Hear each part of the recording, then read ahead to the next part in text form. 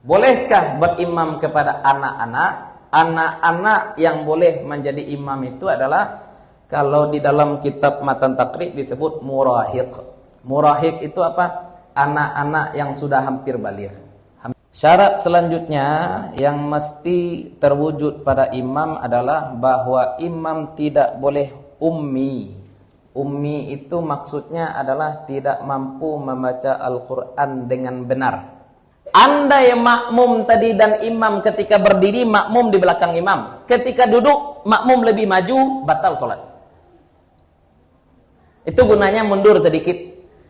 Assalamualaikum warahmatullahi wabarakatuh. Alhamdulillahilladzi arsala rasulahu bil huda wa dinil haqqi liyudhhirahu 'ala ad-dini kullihi wa kafaa billahi shahida. Asyhadu an la ilaha illallah wahdahu la syarikalah wa asyhadu anna Muhammadan 'abduhu wa rasuluh. Allahumma shalli wa sallim wa barik 'ala hadzal nabiyil karim wa 'ala alihi wa sahbihi wa man tabi'ahum bi ihsanin ila yaumiddin. Fanawaina ta'alluma wa ta'lim wa naf'a wal intifa' wal ifadata wal istifadah wal hatha ala tamassuki bi kitabillahi ta'ala wa bi sunnati nabiyhi sallallahu alaihi wasallam wa du'a ilal huda wa dilalata ala al khairi ibtigha'a mardatillahi wa sawabihi wa qurbih. Allahumma 'allimna ma yanfa'una wa anfa'na bima 'allamtana wa zidna ilma. Bapak-bapak, ibu-ibu, para guru, para jamaah, puji syukur kehadirat Allah Subhanahu wa taala, salawat dan salam mudah-mudahan selalu tercurah untuk Nabi Muhammad sallallahu alaihi wasallam.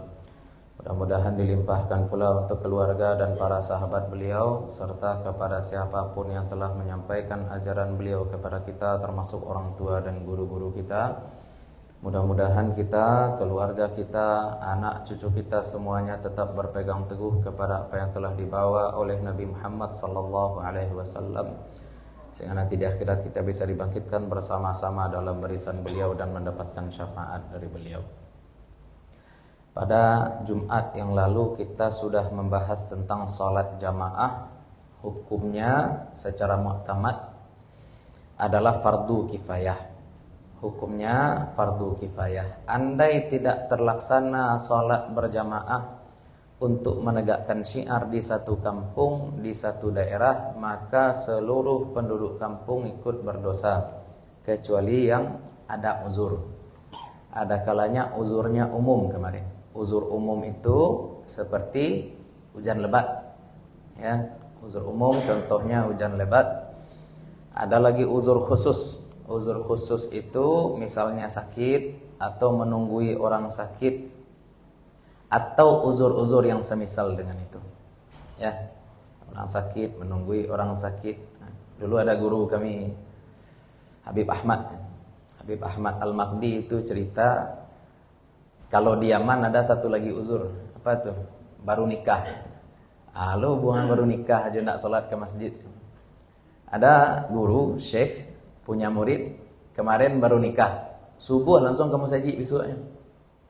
Besok subuh langsung ke masjid. Suruh adik gurunya pulang. Bakok pulang. Menjadi fitnah nanti bagi istri. Kalau di Yaman kayak, bakok jadi fitnah bagi istri. Dikira orang tak manga-manga malam. Tapi kalau di Indonesia tak, boleh di Minang. Kalau di Minang wajib, Pak. Kalau baru nikah awak subuh wajib ke masjid. Sebab orang Sumando ya, setor muko ka orang kampung bini. Sudah ke surau ke lapau lo sudah tulis wajib. Ya, kalau di Minang enak. Setor muka. Beda tempat, beda uruf, beda adat. Nah, kalau kita ini tidak masuk uzur ya. Ini cuma agar kita tahu bahwasanya kadang-kadang uruf itu berbeda tempat, lain pula standar urufnya. Kemudian kita juga sudah sebutkan syarat utama sholat berjamaah adalah bahwa makmum yakin atau tahu dia secara zon bahwa sholat imamnya itu sah. Yang kita jadikan standar di sini adalah tahunya makmum atau zon si makmum. Andai batal sholat imam, di pertengahan sholat imam takkan tuik misalkan. Tapi imam tak mau turun, Pak. Imam tak mau turun, imam lanjut saja sholat. Ya, imam takantui tapi nak terangah. Ya. Ahli lo imamnya mungkin. Nak terangah kan tu imam, makmumnya tak tahu kalau solat imamnya batal, maka solat makmum tetap sah. Tapi kalau makmum tahu bahwa solat imamnya batal dan tetap lanjut si makmum solat dengan imam, maka makmum yang tahu tadi solatnya batal. Makmum yang tahu tadi solatnya batal. Ya, ibrah itu kita pakai zon. Tadi ada juga yang tanya pada saya, ada khatib di tempatnya lupa baca salawat Nabi ketika khutbah Jumat. Ya, khatibnya lupa baca salawat Nabi ketika khutbah Jumat. Salawat Nabi itu rukun khutbah. Lupa baca rukun khutbah. Gimana? Ya tidak sah khutbah. Kalau tidak sah khutbah bagaimana? Tidak sah pula salat. Wajib diganti. Dengan apa diganti? Dengan salat zuhur. Siapa yang wajib ganti? Yang tahu. Tua kecak pak-pak na lalu ancak jo kami lalu tu saya tak tahu kami. Ada itu yo. Hilang apa halu awak mendengar khutbah jadi orang lalu. Ini sebenarnya ya refleksi saja untuk pengurus masjid terutama. Untuk pengurus masjid terutama pastikan bahwa khatib memang tahu rukun dan syarat khutbah. Rukun dan syarat khutbah. Ya nanti kita bahas secara detail dalam pembahasan sholat Jumat. Sekarang kita tuntaskan dulu kaji tentang sholat jamaah. Syarat selanjutnya yang mesti terwujud pada imam adalah bahwa imam tidak boleh ummi. Ummi itu maksudnya adalah tidak mampu membaca Al-Quran dengan benar. Tidak mampu membaca Al-Quran dengan benar. Bukan dengan indah ya. Ya umman nas aqra'uhum bi kitabillah itu kata Nabi sallallahu alaihi wasallam itu posisi paling tinggi, itu paling paham dengan Al-Qur'an betul. Tapi kalau sekedar jadi imam paling tidak rukun qauli mampu dia baca dengan benar. Maksud dengan benar itu apa? Ada 3 standar kenapa seorang imam itu disebut ummi atau tidak mampu membaca Al-Qur'an. Yang pertama adalah ya, sebagaimana kita sebutkan dalam rukun salat kemarin, yang pertama mengurangi huruf, itu tidak boleh.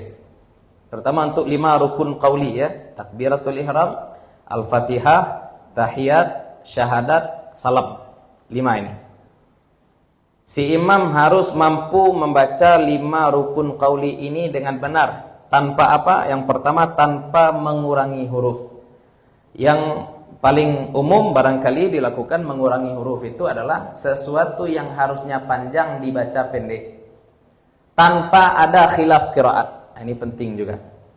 Tidak ada khilaf qiraat di situ, yang panjang oleh si imam dibaca pendek.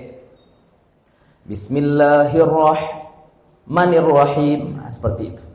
Ma harusnya panjang, dia baca pendek oleh si imam, berarti dia sudah mengurangi 1 huruf. Nah, itu namanya ummi itu imam. Tapi kalau ada khilaf qiraat, maka salat tidak langsung batal. Contohnya maliki yaumiddin. Nah, imam bacanya pendek, maliki yaumiddin. Contoh. Kalau ada khilaf qiraat, maka khilaf masih tetap kita toleransi. Tapi kalau tidak ada khilaf qiraat, maka mengurangi huruf 1 saja dari rukun qauli ya, baca Fatihah ataupun takbir dan lainnya, maka salat jamaah tidak sah. Bukan cuma salat imamnya yang batal, tapi salat makmumnya juga ikut batal. Kalau kita salat dan kita menemukan imam tadi mengurangi huruf, niat keluar dari jamaah. Niat keluar dari jamaah. Andai terjadi. Ini hati-hati betul, terutama takbiratul ihram ya. Allahu akbar ya. Allahu akbar. Jelas-jelas jangan Allahu akbar saja. Ya, harus jelas huruf-hurufnya itu, jangan dikurangi huruf. Nah, baca dalam salat juga seperti itu, dalam Al-Fatihah juga seperti itu. Selain mengurangi huruf, imam juga disebut ummi kalau dia menambah huruf. Menambah huruf, contoh paling umum juga adalah memanjangkan sesuatu yang tidak panjang. Iyyaka na'budu wa iyyaka nasta'in. Tidak boleh juga. Iyyaka na'budu, du-nya pendek saja. Ya, du-nya pendek, jangan dipanjangkan. Kalau dipanjangkan, panjang imam membaca, berlebih panjang sesuatu yang harusnya pendek. Nah, kalau yang tadi yang panjang dipendekkan, kalau kini yang pendek dipanjangkan. Berarti menambah huruf. Kalau menambah huruf berarti bagaimana? La yuhsinul qiraah. Berarti bacaannya tidak sah. Kalau bacaan tidak sah bagaimana? Tidak sah pula jadi imam. Nah, ini berarti standarnya ummi juga. Itu yang kedua. Yang ketiga, manukar huruf. Manukar huruf. Ya. Ha dibaca ha. Ha dibaca ha. Itu tidak boleh.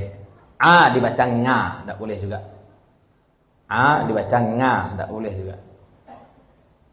Mim dibaca nun. Tidak boleh. Ya. A dibaca a. Siratal ladzina an'ama. An saja dibaca semuanya. Makanya perlu ya. Setidaknya Fatihah. Ada Buya Masri namanya. Buya Masri di Canduang.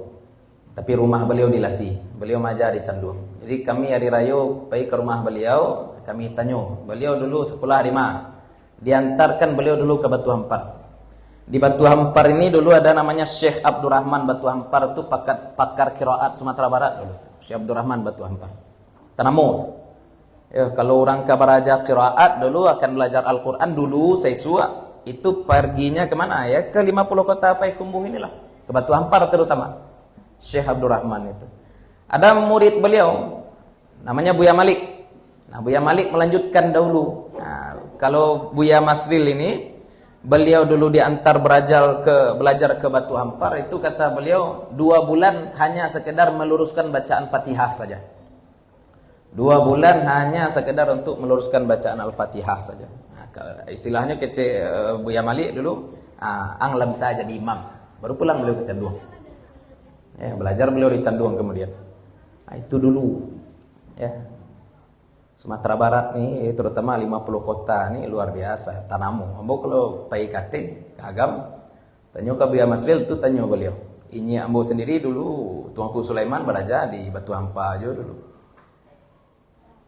Kalau Buya Zamzami di Lasi itu cerita dulu di Koto Panjang diadakan muzakarah ulama se-Sumatera Barat. Memang banyak orang-orang alim di sini. Nyak Parabe, Nyak Canduang dulu juga sebelum berangkat ke Makkah mereka pergi dulu kepada Syekh Muhammad Sa'ad Muka. Belajar dulu kepada Syekh Muhammad Sa'ad di Muka, baru kemudian beliau pergi ke Makkah. Ya, itu bukan untuk sekedar euforia saja, tapi itu tanggung jawab kita untuk menghidupkan kembali apa yang pernah ada di tanah kita. Banyak ulama-ulama di tanah Hawa. Kepesemananya Pak Yo. Ulama-ulama banyak di tanah Hawa. Harus dilanjutkan. Ya, makanya tidak boleh mengurangi huruf, tidak boleh menambah huruf, tidak boleh mengganti huruf. Tidak boleh mengganti huruf. Kalau terjadi 3 ini bagaimana? Jangan jadi imam. Jadi makmum saja dulu. Kalau memang tidak mampu bagaimana? Kalau memang tidak mampu maka sholatnya sah. Tapi tidak boleh tetap jadi imam. Tidak mampu ini maksudnya apa? Mohon maaf. Aduh nanti loh siko. Tidak. Contohnya orang teloh. Contohnya orang teloh. Kalau orang teloh kecil Ustaz tadi tidak boleh menukar huruf. Kalau memang tidak mampu maka dimaafkan. Tapi tidak bisa jadi imam. Tidak bisa jadi imam. Apalagi contoh lain yang dimaafkan itu, kalau dalam Muqaddimah Hadramiyah itu disebutnya mutaqti atau mubaqbi, muqaqi. Itu orang yang gagap. Ya, mau baca bismillah dia agak barik. Madi itunya. Ya, orang seperti ini bagaimana? Salatnya sah, tapi tidak bisa jadi imam. Tidak bisa jadi imam. Kalau orang yang lisannya sebenarnya mampu untuk melafazkan rukun qauli dalam Al-Fatihah ataupun dalam salat semuanya, takbir, Fatihah, tasyahud, salam, syahadat semuanya itu bisa dia sebutkan secara lurus, lidahnya mampu tapi tidak mau belajar. Ini lain lagi ceritanya. Orang tidak mau belajar tidak sah salat. Tidak mau dia memperbaiki bacaan salat tidak sah salat. Maka penting ya, penting itu mempelajari Al-Qur'an. Penting mempelajari tajwid. Malam yujawidil Qur'ana athimu. Kalau tidak dibaca Al-Qur'an dengan tajwid ini athim. Yang dimaafkan, penting juga nih. Yang dimaafkan kalau sifat hurufnya kurang. sifat huruf kurang. Ya, sifat huruf kurang itu contohnya apa? Ro. Ya, ro dibacanya ra. Itu masih dimaafkan. Ya. Atau do kurang bergelumut huruf do dia baca, maka itu juga masih dimaafkan. Itu namanya sifat huruf. Yang penting makhrajnya benar dulu. Makhraj dulu, nah, sifat huruf. Weh. Litawiko. Litamui imului. Mana? Ya, sifat huruf dimaafkan. Tapi kalau makharijul huruf, enggak. Ini benar-benar hati-hati kita ibu-ibu ya. Jadi perlu juga awak dengarkan bacaan Quran kita pada orang lain.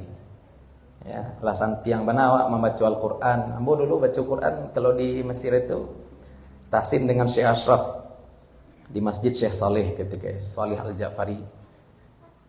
Kesalahan utama awak kalau baca Quran ku acok mulut iku mengangu saja. Seketik saja buka. Bismillahirrahmanirrahim. Alhamdulillahirabbil alamin. Seperti itu. Itu buka mulut itu kecil huruf. Ya, buka mulut itu. Setiap huruf itu punya hak, ya enggak? Punya hak. Tapi kalau makhraj mesti benar, sifat huruf itu kesempurnaan. Maka baca ya tentu saja yang terbaik bacaan kalau sebaiknya untuk menjadi imam. Tapi untuk sekedar syarat, maka yang bisa dikritik dari imam itu adalah makharijul hurufnya. Tidak mengurangi huruf, tidak menambah huruf, tidak mengganti huruf, maka sudah sah jadi imam. Kemudian syarat imam selanjutnya adalah harus laki-laki jika makmumnya adalah laki-laki. Kalau makmumnya adalah laki-laki, maka imamnya mesti laki-laki. Jika makmumnya adalah perempuan, maka imam boleh perempuan. Kalau makmumnya perempuan, imamnya boleh perempuan. Ini ada pembahasan khilaf sedikit. Tidak sah perempuan jadi imam. Ada yang membahasakan jika makmumnya laki-laki. Ada lagi yang membahasakan bihadratir rajul. Kalau ada laki-laki. Apa bedanya tuh? Perempuan 2 orang misalkan di masjid ini salat di belakang, berjamaah berdua. Kalau berdasarkan bihadratir rajul, kalau katanya bihadratir rajul dengan adanya laki-laki, ada perempuan 2 orang di belakang salat berjamaah padahal laki-laki di sini banyak, maka salat jamaahnya tidak sah. Kenapa? Karena laki-laki ada. Tapi kalau kita ambil zahir saja, selama makmumnya itu memang perempuan, maka sah-sah saja sholat. Kenapa? Karena laki-lakinya tidak sholat. Yang sholat cuma perempuan dengan perempuan sah. Ya, dan pendapat kedua ini yang biasa diamalkan. Yang penting perempuan boleh jadi imam kalau makmumnya perempuan juga. Nah, itu tentang syarat-syarat imam. Nah, kalau sifat-sifat tambahan, ya, sifat-sifat tambahan yang sebaiknya dipenuhi dari imam, itu yang kita singgung tadi. Ya ummul qauma aqra'uhum bi kitabillah fa in kanu fil qira'ati sawa fa a'lamuhum bis sunnah. Yang menjadi imam bagi kaum itu adalah yang paling paham dengan kitab Allah. Orang memahaminya seperti ini ya, zaman sekarang ini aqra hukum itu maksudnya apa? Orang sekarang pahamnya yang paling hafal Quran, yang paling banyak hafalan Quran. Enggak, bukan yang paling banyak hafalan Quran, yang paling paham Quran mestinya. Yang paling paham Quran. Sahabat Nabi SAW dahulu ya, kemampuan ijtihad itu sudah menjadi malakah bagi mereka, sehingga kalau mereka banyak hafalan, insya Allah mereka juga akan paling paham dengan istinbat hukum dari Al-Quran yang mereka hafal. Paling tahu dengan Al-Quran. Bahkan Umar bin Khattab itu dapat hidayah karena baca Al-Quran itu sebelum masuk Islam. Ya, sebelum masuk Islam, adik beliau membaca Al-Quran, beliau dapati surat Thaha ketika itu, paham beliau. Ya. Maka sahabat memang seperti itu. Kalau paling banyak mengetahui Al-Quran, mereka juga paling paham. Zaman sekarang tidak bisa seperti itu. Orang banyak hafalan alun tentu paham Quran zaman kini deh. Makanya ini sering kita sampaikan kepada murid-murid di sekolah. Sering kita sampaikan pada murid-murid di sekolah. Orang bama kombo protes ke murid-murid, kadang-kadang hafalannya sudah 8 juz, tapi kosakata yang ada di 8 juz itu tidak tahu, Pak. Apa bahasa Arab malu? Contoh ambo tanya. Bahasa Arab malu apa? Padahal kan di dalam Al-Qur'an surat Al-Baqarah ayat 26 masih juz 1 itu kan disebutkan innallaha la yastahyi. Allah tidak malu. Berarti kan sudah dapat harusnya nih kosakata baru oleh anak-anak ini. Malu itu apa bahasa Arabnya? Istahya yastahyi contoh. Tapi mereka tidak tahu bahasa Arab malu. Kenapa tidak tahu malu? Berarti menghafal secara buta. Menghafal secara buta itu sama dengan keledai. Keledai itu bagaimana? Keledai itu kalau bawa ameh, ya Pak. Keledai itu kalau membawa amehnya, kayu enggak Pak? Enggak. Keledai yang membawa ameh enggak kayu. Bama kau enggak kayu keledai yang bawa ameh? Enggak tahu gunanya. Sama orang mapa Quran butuh saja. Ya. Ya, menghafal Quran itu kemuliaan, tapi jangan buta saja menghafal Quran. Karena selanjutnya kan ada tadabburnya lagi. Ya, setidaknya kosakata tahu lah, ya enggak? Setidaknya kosakatanya tahu. Ini hafalan Quran. Padam saja hafalan Quran. Kalau anak-anak sekarang seperti itu. Pas sekolah banyak ngafal Quran, pas libur hilang hafalan Quran. Mulai sekolah balik murajaah saja kada juga nambah. Stuck. Ya. Rumah tahfiz banyak, wisuda Quran tiap bulan. Ya, kini wisuda Quran sih, besok wisuda Quran situ. Ya, tapi yang berat menghafal Quran itu apa sebenarnya? Bukan menghafal yang berat. Yang berat tuh murajaah. Tadabbur pasti berat juga. Murajaah itu yang berat. Tanyalah. Ya, saat kita yang hafal Quran tuh yang paling baik menghafal Quran itu adalah menghafal murajaahnya. Ya, menghafal satu halaman itu setengah jam bisa. Tapi murajaah dihafal pagi, dapat satu halaman. Sore diulang balik, peta-peta balik. Ya. Jangan terlalu fokus menambah. Murajaah harus diseimbangkan juga. Jadi itu maksud aqra, ya, paling paham dengan kitab Allah. Selanjutnya kalau sama-sama, kalau dalam pemahaman terhadap Al-Qur'an itu sama bagaimana? Maka fa'a'lamuhum bisunnah, dan yang paling tahu dengan hadis. Sama-sama paham Quran, dilihat hadisnya bagaimana. Mana yang lebih paham hadis. Sama pula pemahaman terhadap hadis. Fa in kanu fi sunnati sawa'an fa aqdamuhum hijratan. Nah, ini senioritas juga ada dalam Islam, Pak. Yang paling dahulu hijrah kata Nabi. Yang paling dahulu hijrah itu yang didahulukan. Ya, aqdamuhum hijrah. Fa in kanu fil hijrati sawa, kalau sama-sama hijrah, sama-sama paham Quran, sama-sama paham hadis, sama pula hijrahnya. Bagaimana lagi? Fa aqdamuhum sinnan. Baru yang paling senior, umuan. Manan paling tua. Ya, tidak di Minang saja ada penghormatan pada yang lebih tua. Dalam Islam kita juga diajarkan ya menghormati orang yang lebih tua. Nah, jangan dibawa-bawa dikit-dikit kepada masalah tauhid saja semua. Kita punya akhlak juga. Lalu di muka orang tua itu menunduk seketik, ya enggak, itu bukan masalah tauhid, itu bukan masalah menunduk kepada makhluk, itu masalah adab.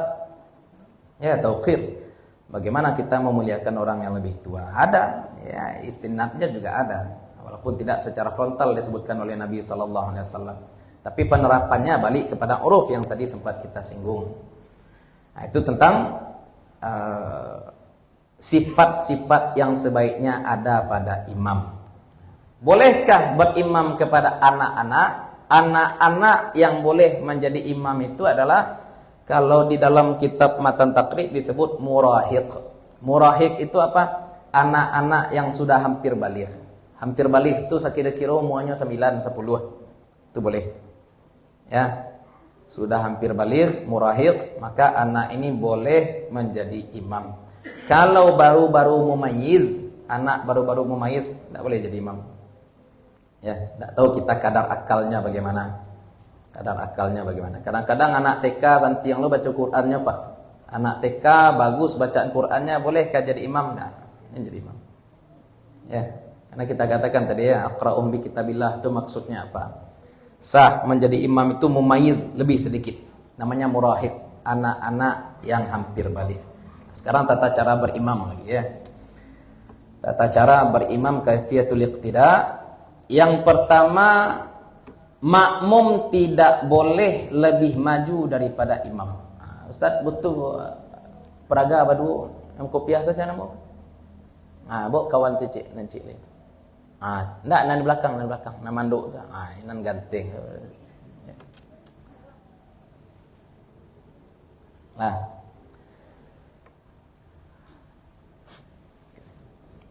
coba disebut dulu. Nah, dalam sholat jamaah berdiri sendiri itu makruh, Pak. Dalam sholat jamaah berdiri sendiri itu makruh. Andai kita akan berdua saja dengan imam, makmum tidak di belakang, tapi makmum ini membentuk saf dengan imam. Membentuk safnya bagaimana? Membentuk saf dengan standar yang kita sebutkan ini, bahwa makmum tidak lebih maju daripada imam. Karena kalau makmum lebih maju daripada imam, berarti kita tidak mengamalkan hadis innama ju'ilal imamu liyutamma bihi, nan imam kok didahulukan, baik dari tempat maupun gerakan. Lah, maka mundur sedikit, agak cek kaki di sebelah suuk lah makmumnya, kopiah imam. Maju sedikit. Sekira-kira segini. Coba duduk berdua. Tetap di posisi itu, coba duduk. Lah. Andai makmum tadi dan imam ketika berdiri, makmum di belakang imam. Ketika duduk, makmum lebih maju, batal sholat. Itu gunanya mundur sedikit. Karena boleh jadi saat berdiri, anggap ini imam dengan makmum sejajar. Coba berdiri. Anggap ketika berdiri, imam dan makmum sejajar, Pak. Coba sejajar. Duduk ya. Coba sama-sama duduk, capek. Sama-sama duduk langsung. Aku lebih maju makmum daripada imam. Ya, saya lihat dari kaki, di ambo nampak, di ibu enggak. Makmum ketika ini lebih maju daripada imam, enggak sah. Makanya makmum itu mundur sedikit. Tujuannya apa? Karena boleh jadi ketika berdiri sejajar, ketika duduk ataupun sujud lebih maju. Dan yang kita jadikan standar adalah kaki belakang, bukan kepala. Jadi tegak lihat mana tinggi. Nah, kan makmum tinggi daripada imam nih, posisi seperti ini. Ketika sujud kan kepala makmum boleh jadi lebih maju daripada kepala imam. Yang kita jadikan standar bukan kepala tapi ujung kaki di belakang. Itu tentang posisi imam dengan makmum. Ustaz, kalau di Makkah, Ustaz, Makkah itu boleh. Ya, Makkah itu boleh. Yang penting yang penting nan boleh konyo sejajar jo makmum yang di belakang imam. Walaupun ada memang dalam mazhab Imam Ahmad bin Hanbal tidak harus makmum itu di belakang imam, ya tidak harus makmum di belakang imam. Tapi kalau mu'tamad mazhab Syafi'i, makmum mesti di belakang imam secara posisi berdiri. Kesini ya, kok kumuh baju cakap enggak? Main bola.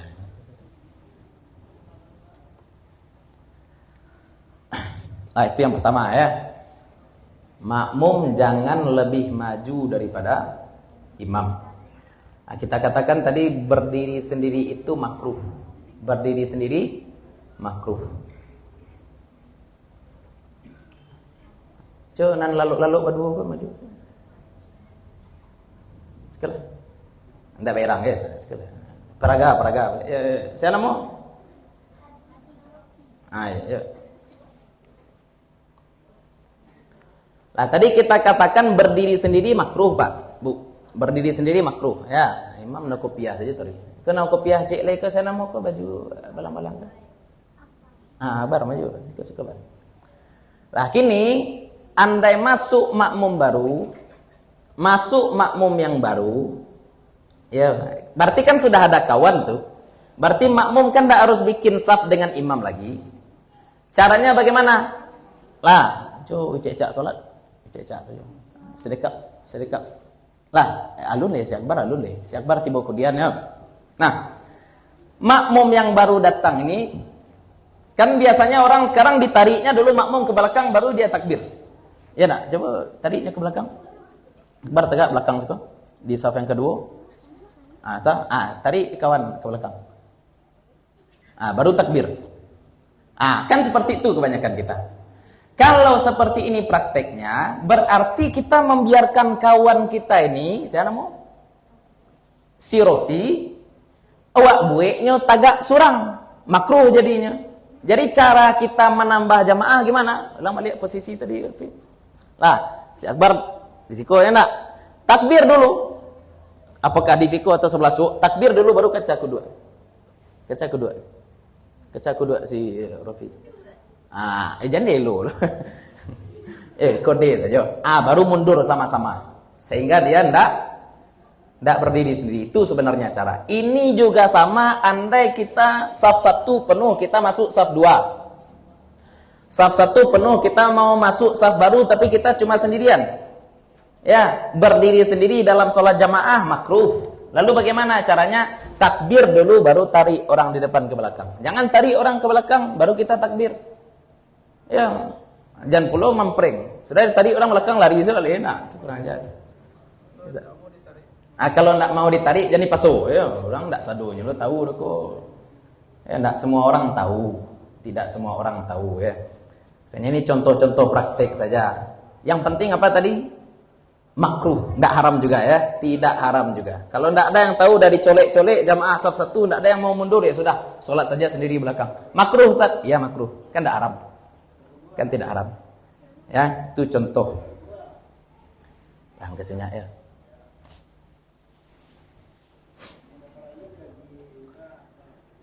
Lah, jadi itu tentang posisi makmum dengan imam. Yang penting makmum jangan sampai lebih maju daripada imam. Kecuali yang kita sebutkan tadi adalah kalau sholatnya di Masjidil Haram, lantai 1. Ya, kalau di lantai 1 Masjidil Haram.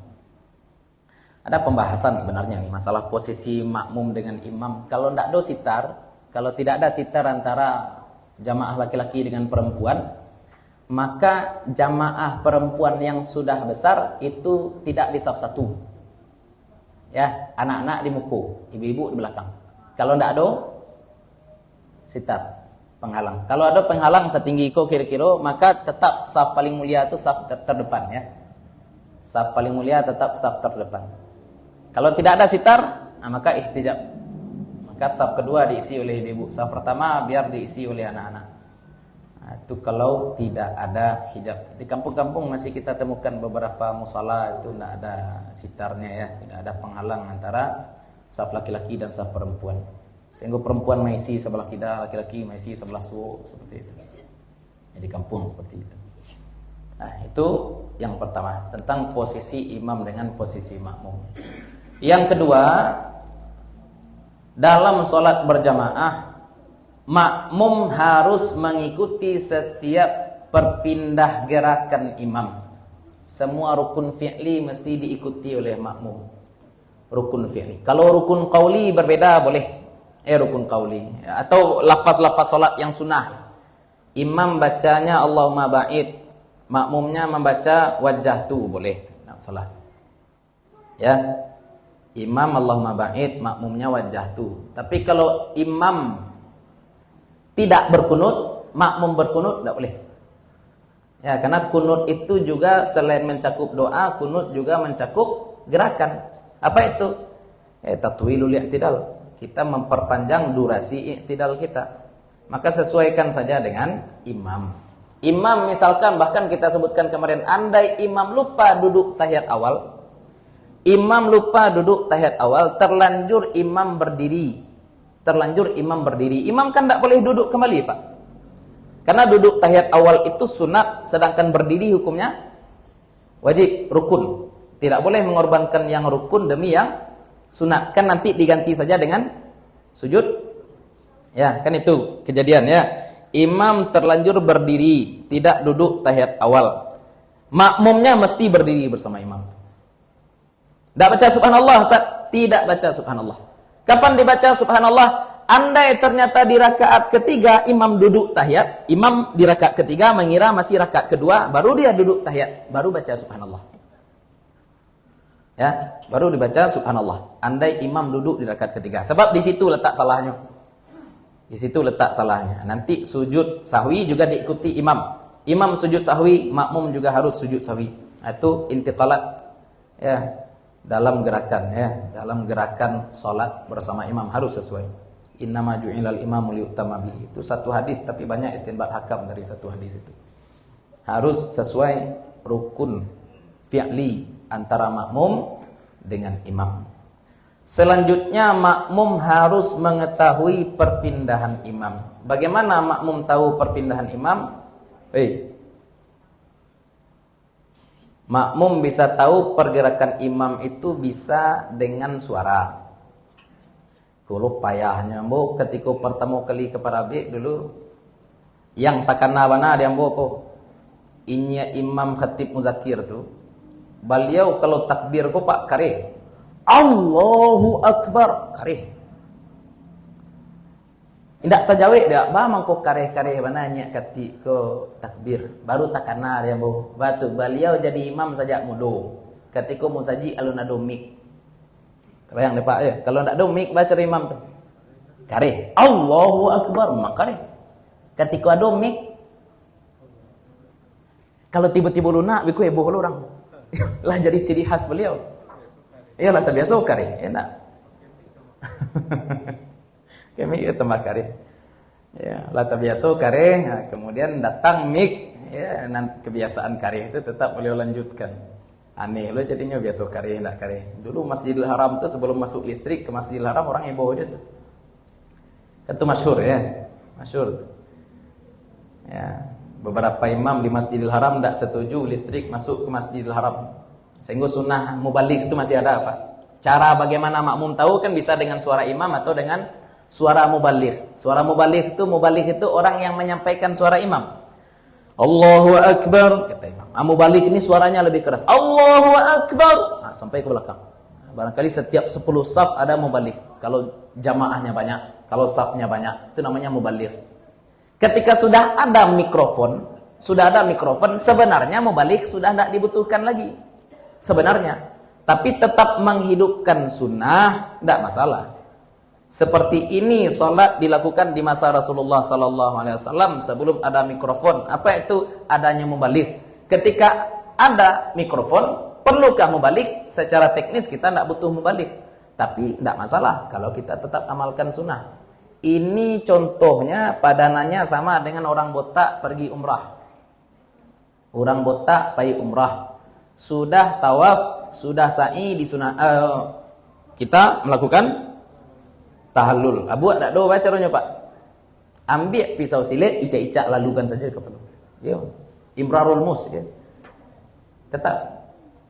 Kenapa? Ya, iktidak saja.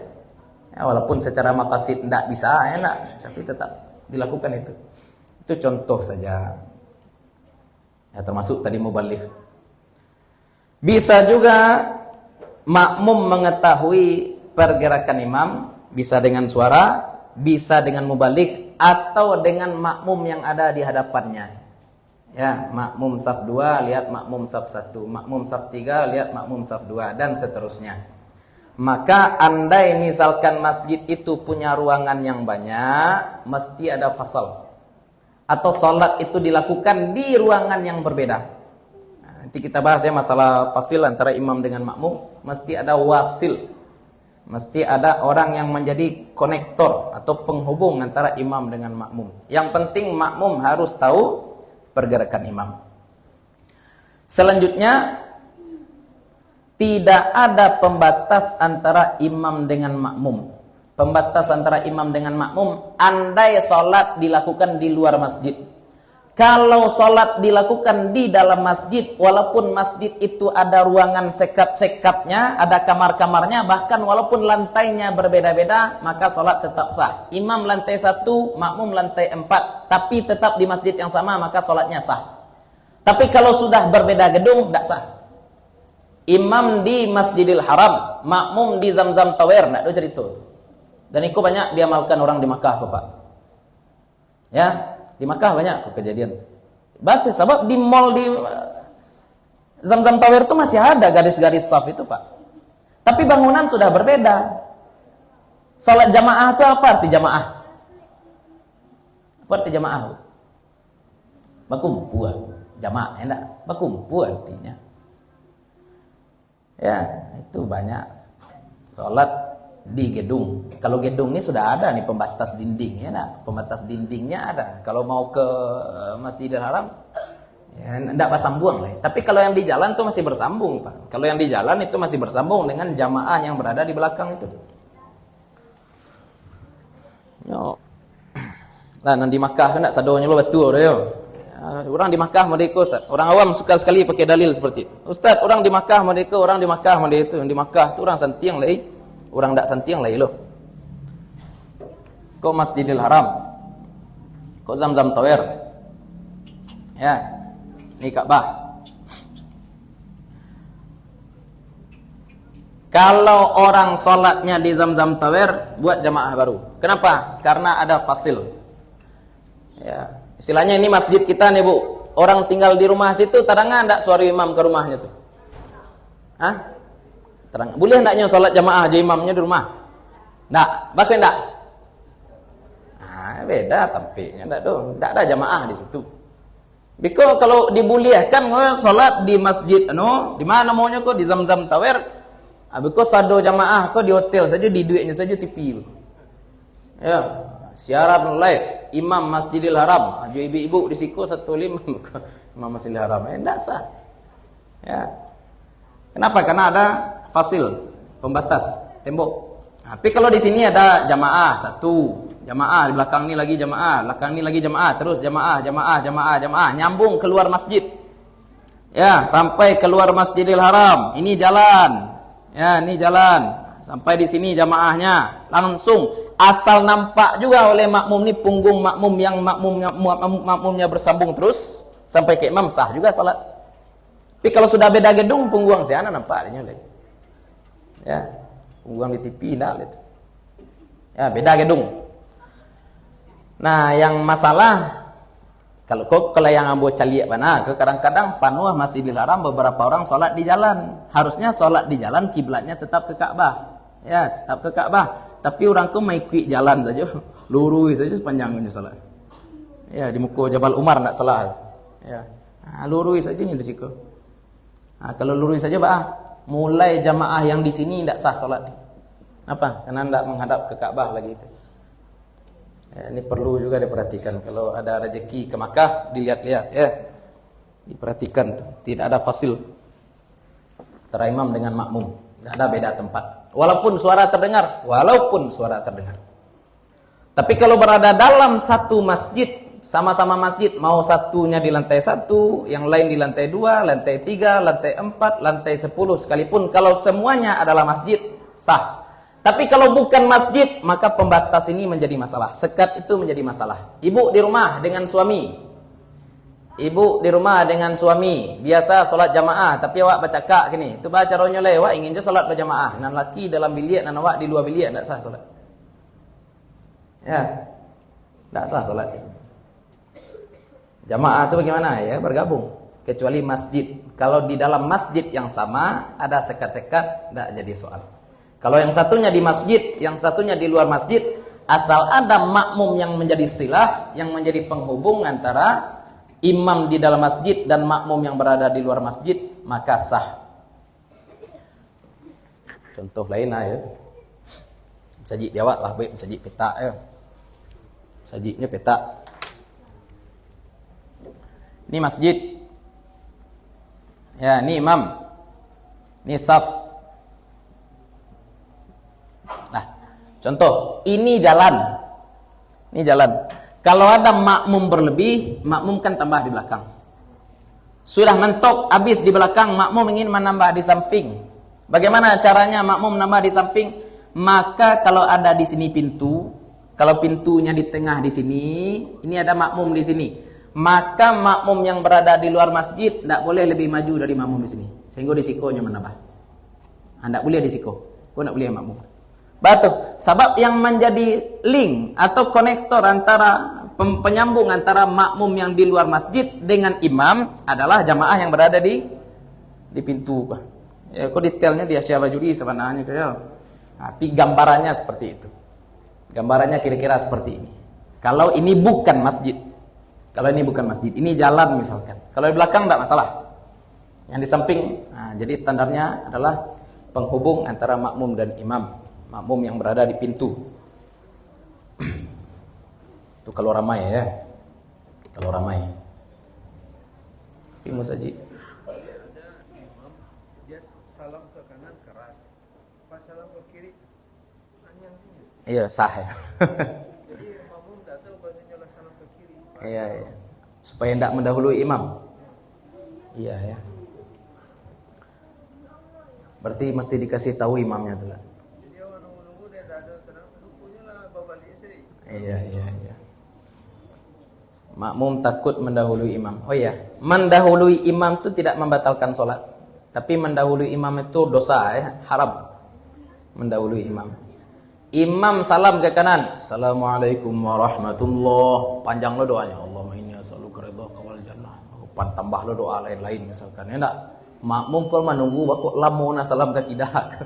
Ya enggak? Misalkan seperti itu. Makmum misalkan tasasa, maka niat saja keluar dari jamaah. Ya. Niat saja keluar dari jamaah. Ya. Banyak sebenarnya ya bijak-bijak imam itu banyak. Kalau perpindahannya lama, panjangkan Allahu Akbarnya. Kalau perpindahannya pendek pula Allahu Akbarnya. Kemudian Allahu Akbar itu seiring dengan gerakan. Ya. Allahu Akbar, contohnya seperti itu. Ya. Bangkit dari sujud, imam itu baca takbir memang ketika bangkit. Allahu Akbar, seperti itu. Ya. Jangan dijadikan mik sebagai patokan. Maksudnya dijadikan mik sebagai patokan itu apa? Taga imam lah luluhnya baru baca Allahu Akbar. Sah salat? Ya sah juga. Ya, salatnya tetap sah juga, akan tetapi ya itu balik kepada etik saja. Etika menjadi imam saja. Sama dengan itu. Assalamualaikum, assalamualaikum. Kita mau diikuti orang, maka berikan instruksi yang jelas. Instruksi takbir, instruksi tasmiyah, kemudian instruksi salam juga. Itu mesti juga didengarkan oleh makmum. Kemudian apa lagi? Ini yang terakhir ya. Makmum mesti berniat menjadi makmum, sedangkan imam tidak wajib berniat menjadi imam. Makmum wajib berniat menjadi makmum. Istilahnya kalau mau kita lafazkan niat itu, sengaja aku sholat fardu maghrib menjadi makmum karena Allah. Ya, makmuman lillahi ta'ala kalau dalam bahasa Arab. Shalli fardha maghribi makmuman, seperti itu. Menjadi makmum karena Allah Ta'ala. Kenapa? Karena niat ini menjadi identitas bahwasanya sholat kita ini bukan sholat munfarid, tapi sholat kita sholat berjamaah. Kalau imam tidak wajib, tidak. Imam itu sholatnya mandiri, sedangkan makmum sholatnya menggantung kepada sholat imam. Kalau ada niat jamaah seperti tadi, maka istilahnya kurang-kurang sholat makmum itu ditambal oleh imam. Ya Pak, imam sudah takbir, imam sudah baca ayat, misalkan separuh berdiri, kita baru takbiratul ihram, berniat menjadi makmum. Kita baru sampai Ar-Rahmanir Rahim, imam sudah ruku, maka ketika itu bacaan Quran yang tidak kita sempurnakan disempurnakan oleh imam. Itu gunanya niat menjadi makmum tadi. Ya. Maka mesti makmum berniat menjadi makmum. Imam tidak wajib berniat menjadi imam. Contohnya apa? Imam sedang sholat atau ada orang sholat sendiri. Hei, eboh jadi. Imam sholat, tidak jadi imam, nyalanya masih suram. Ada orang sholat sendiri, datang makmum, dicolek. Makmum berarti ketika itu berniat menjadi makmum. Sedangkan imam, anggaplah imam ini mazhabnya Maliki, Pak. Imam ini mazhabnya Maliki, tidak mau dia sedang sholat sunat, tidak mau dia jadi imam. Walaupun si imam tidak mengakui makmum, sholat jamaah bagi makmum tetap dapat. Ya, dengan niat tadi. Walaupun imam tidak dapat, pahala jamaah jadinya ketika itu. Ya, pahala jamaah didapatkan dengan niat. Kalau di dalam Fathul Qarib jelas-jelas saja, makmum wajib berniat menjadi makmum, sedangkan imam tidak wajib berniat menjadi imam. Makmum wajib berniat menjadi makmum. Kalau dalam kepemimpinan bagaimana? Pemimpin tidak harus mau jadi pemimpin, tapi rakyat harus mau baiat. Kan itu yang menjadi konflik antara Ali bin Abi Thalib dengan Muawiyah. Ya, Muawiyah tidak mau baiat. Sedangkan Ali bin Abi Thalib tidak bisa menyelesaikan konflik kalau tidak mendapatkan loyalitas dulu dari seluruh sahabat pembesar. Nah, termasuk Muawiyah bin Abi Sufyan ketika itu. Ya, itulah masalah fitnah, ya enggak? Itulah barangkali kajian kita tentang pelaksanaan salat jamaah. Insyaallah pertemuan selanjutnya kita akan membahas tentang salat musafir. Salat musafir. Bagaimana cara jamak, bagaimana cara qasar. Mudah-mudahan kajian kita pada malam hari ini bermanfaat bagi ibu-ibu, bapak-bapak, terutama untuk kami pribadi yang menyampaikan. Mudah-mudahan selama duduk di sini Allah bakar dosa-dosa kita, Allah tambahkan tabungan amal kita, Allah sayangi orang tua dan guru-guru kita. Allah kumpulkan kita nanti bersama-sama dengan orang-orang saleh, para syuhada, para nabi. Mudah-mudahan kita mendapatkan syafaat dari Nabi Muhammad sallallahu alaihi wasallam. Mohon maaf kalau ada yang salah, ada yang kurang, ada sesuatu yang tidak kami letakkan pada tempatnya. Assalamualaikum warahmatullahi wabarakatuh.